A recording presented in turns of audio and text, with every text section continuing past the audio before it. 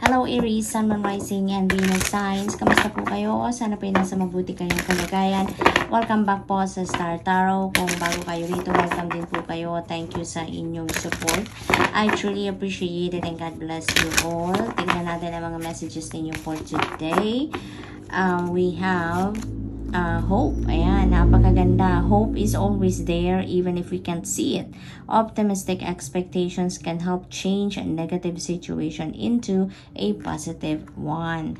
Ayan, napakaganda. So, alam mo, Aries, ang napipick up ko right off the bat dahil meron tayong rainbow, meron tayong dove, you know.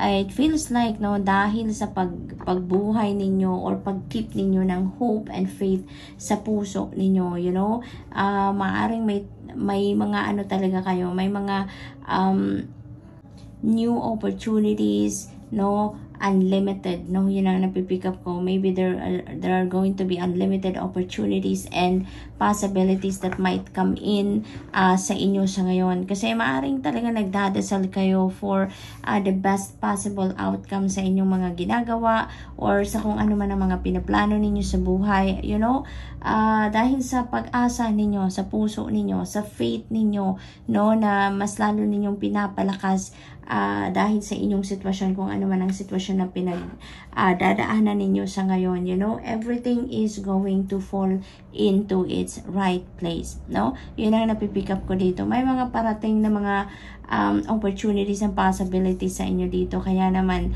no, maaring yan din yung mga breakthrough, no, na inyong pinagdadasal, na inyong ini-expect, no, na dumating, at maaring yun talaga ang dadating. And with that, you know, magkakaroon na din kayo ng ano dito, peace of mind, no, katiwasayan, kapayapaan sa puso ninyo, no, dahil siguro kung ano talaga yung pinagdadasal ninyo, kung ano yung hinihingi ninyo, no, ay maaari talagang ibigay sa inyo around this time, Aries, no. Yun ang napipick up ko dyan. We have protection. Ayan, you are divinely protected, no, you are protected, you're guided, no, so napaka-blessed ninyo. And for others of you naman, no, this is a reminder for you, especially those light workers, mga ganon, spiritual workers, no, na before you embark on your spiritual work, no, make sure that you shield yourself first with protective energy, protective shield, no. Surround yourself with protective shield, nang sa gayon, before you start, no, your spiritual work, ay talagang sigurado kayo, no, na you are in a safe place. Okay, so what else? We have pure intention. Ayan, napakaganda.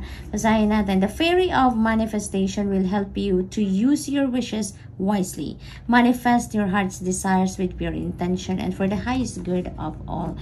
Ayan, so ang napipick up ko dyan, Aries, maaaring ang ano talaga, no, ang manifestation energy is in your horizon, no, para binibigyan kayo ngayon ng spiritual powers, no, extra spiritual power para mag-manifest kayo ng kung ano man ang mga gusto ninyong ma-manifest sa buhay ninyo, kung ano yung mga heart's desires ninyo, no, because it looks like you have a pure intention, no, nararamdaman yan ng divine universe na you have that pure intention in your heart, no, kaya naman maaring pakinggan agad talaga yung kung ano man ang i-wish ninyo, kung ano man yung mga wishes ninyo, kung ano yung pinaka top of the list, kumbaga na wish ninyo, kung ano yung pinaka sincerest wish ninyo, ay maaring yan ay mag-come to fruition in no time, Aries, no? So, good luck, and that's all I have for you for today. I hope nakatulong ang mga mensaheng ito in some way. Thank you for watching. Love and light. Namaste. Hello Leo, Sun, Moon, Rising, and Venus signs. Kamusta kayo? Sana po nasa mabuti kayong kalagayan. Welcome back po sa Star Tarot. Kung bago kayo rito, welcome din po kayo. Thank you sa inyong support. I truly appreciate it and God bless you all. Una mensahe ni Leo ay healing. And so now is the time for you to give or receive healing. Everyone has a natural ability to heal others. Yes, even you, Leo. No? So maybe ang ang iba sa inyo talaga are healers. Maybe you already know that na you have a gift of healing. Kaya maaring may nakikita kong nagnanad, no, yung parang agreeing to the message of the card na you are a healer, no, you have a healing power, no, in you. So maaari din na this is a calling for you, no, Leo, if this message resonates with you, na it's about time na din for you to to heal others. It's about time for you to embrace that healing power ninyo ng buong buo talaga, and be ready to heal the world, no, to help heal the world. For others naman dito, Leo, maaaring siguro ang iba sa inyo merong mga physical ailments na nararamdaman, may mga iniindang sakit sa katawan, maaaring ganon. It could also be that hindi physical, no, yung problema, but maybe emotional din ang iba, no. Maaring meron kayong bit-bit sa dibdib ninyo na medyo may kabigatan, and you know what, healing is coming your way, no. You are going to receive healing energy dito, nang sa gayon mapawi na yung sakit ng inyong kalooban, kung ano man ang dinadala ninyo emosyonal, no, and also yung yung physical ailment na dinadamdam ng iba sa inyo. Maybe you're going to receive that healing energy talaga ngayon, and magagaling na kayo, no. Maaring ang iba sa inyo dito ay makaramdam na ng pagbabago, no. Magsisimula na kayo siguro makaramdam ng improvement sa inyong mga nararamdaman sa inyong katawan, maaari din naman na ang iba talaga sa inyo is really on the recovery stage na din, kung ano man ang procedure na pinagdaanan ng iba sa inyo dito, no. So for most of you, Leo, na may ganong sitwasyon, na may iniindang sakit sa katawan, maaaring makakaramdam na kayo, magsisimula na kayo makaramdam ng magiging re-energized na kayo, revitalized na kayo, and your physical strength, no, will start to come back na, no. So yun ang napipick up ko dyan. Manifestation, napakaganda. Be very honest and clear about what you wish to manifest in your life. Now write it down on paper. Manifestation, step 1. Ayan, so napakaganda rin itong advice para sa inyo, Leo. It feels like, no, manifestation energy is also in your horizon, Leo, no. Maaring ang energy na yan for you to manifest your heart's desires is nandyan sa horizon ninyo, nandyan sa energy field ninyo. Maaring ganun din ang sitwasyon para sa iba, and kaya inaano kayo dito, parang sinasabihan kayo dito na mag-iingat kayo sa kung ano man ang i-wish ninyo. It's because it might come to fruition right away, it might come to fruition in no time, no. Kaya kung ano yung pinaka-sincerest wish ninyo, Leo, yun ang gawin ninyo sa ngayon, yun ang gawin ninyo, and use this this advice para sa inyo, no, na sabi, now write it down on paper, no. Manifestation is step 1. So also this is one tool din na makakatulong sa inyo para mag-manifest kayo, or mapabilis ang pag-manifest ninyo ng mga heart's desires ninyo, is to write it down on paper, no.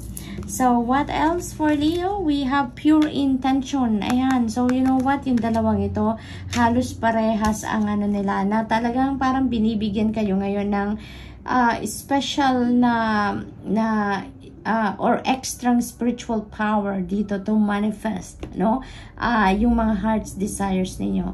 You really have that pure intention sa puso ninyo, nararamdaman yan ng divine universe, kaya parang sinusuportahan kayo ngayon, no, parang binibigyan kayo ngayon ng liberty to make a wish ngayon, because maybe talaga, papakinggan agad yan at ibibigay agad yan sa'yo. So yun ang napipick up ko dito. It's because meron kayo meron kayo talaga sa puso ninyo ng kung ano man yung intentions ninyo. It's not only for yourself, but it's also for other people, no. Parang nandun yan sa ninyo yung purpose ninyo dyan sa mga gusto ninyong ma-manifest sa buhay ninyo. It's not only for your highest good, but also for you to be able to help out other people in a way, no? So, basahin natin ang card, yung message dito. Pure intention. The fairy of manifestation will help you to use your wishes wisely. Manifest your heart's desires with pure intention and for the highest good of all. So, yun. So, looks like talaga, no? Leo, na maaring kung ano ang i-wish ninyo sa ngayon, it might come to fruition right away, no? Maaring makita nyo agad yan, no? In no time. So, maaring talagang ibibigay agad-agad sa'yo yan. Yung parang parang ask and you shall receive, diba? Yung parang may guarantee sa inyo dito na as long as your wishes is with pure intention and for the highest good of everyone around you, yung ganon, and it will be given to you. So, good luck, and that's all I have for you for today. I hope nakatulong ang mga mensaheng ito in some way. Thank you for watching. Love and light. Namaste. Hello Sagittarius, Sun, Moon, Rising, and Venus signs. Kamusta po kayo? Sana po ay nasa mabuti kayong kalagayan. Welcome back po sa Star Tarot. Kung bago kayo dito, welcome din po kayo. Thank you sa inyong support. I truly appreciate it and God bless you all. Tignan natin ang mga messages ninyo for today. Pauna mensahe ninyo ay stargazing. Ayan, when you gaze at the stars, you give yourself very focus. Your intuition will flow more freely and reveal what you need to know about your situation. So, parang this is an invitation for you ngayon, no, Sagittarius, to to connect with the cosmos, no, with the higher consciousness. Kumbaga, mag-stargazing kayo. If you have the opportunity to do so, do it, because parang meron special connection kayo ngayon sa spirit realm, no?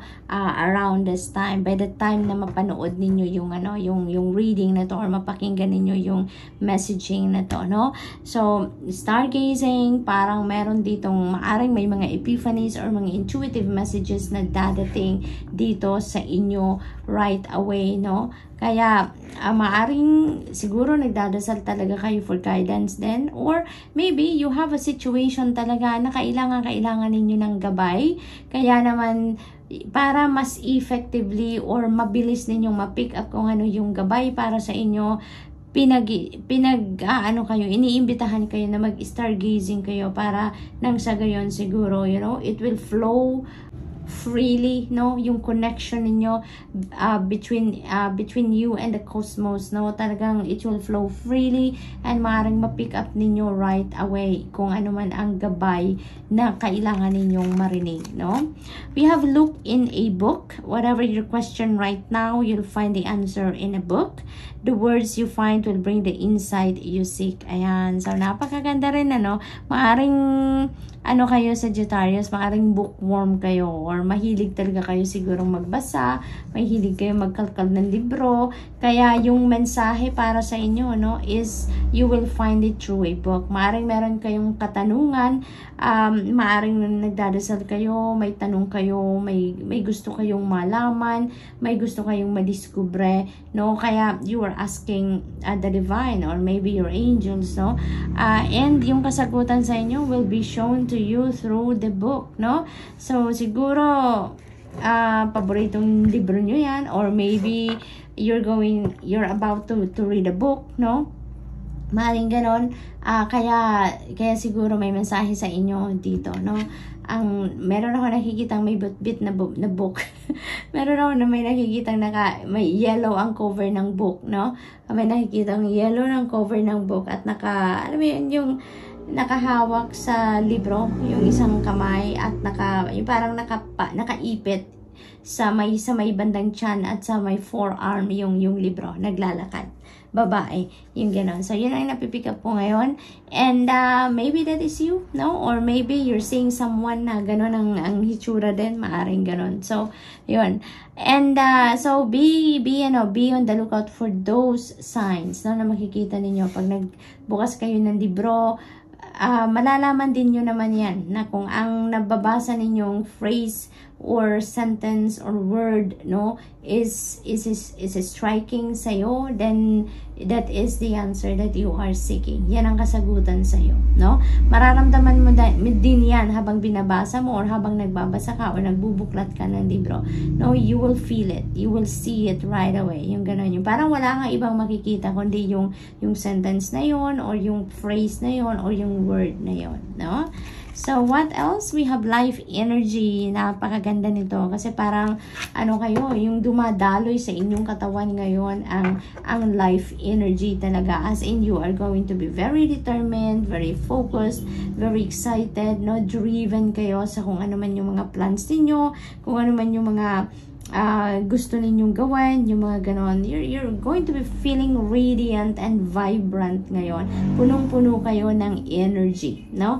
Punong-puno kayo ng excitement. So, I'm getting the energy of wands, no? Sa tarot dito sa life energy na to. So, basahin natin.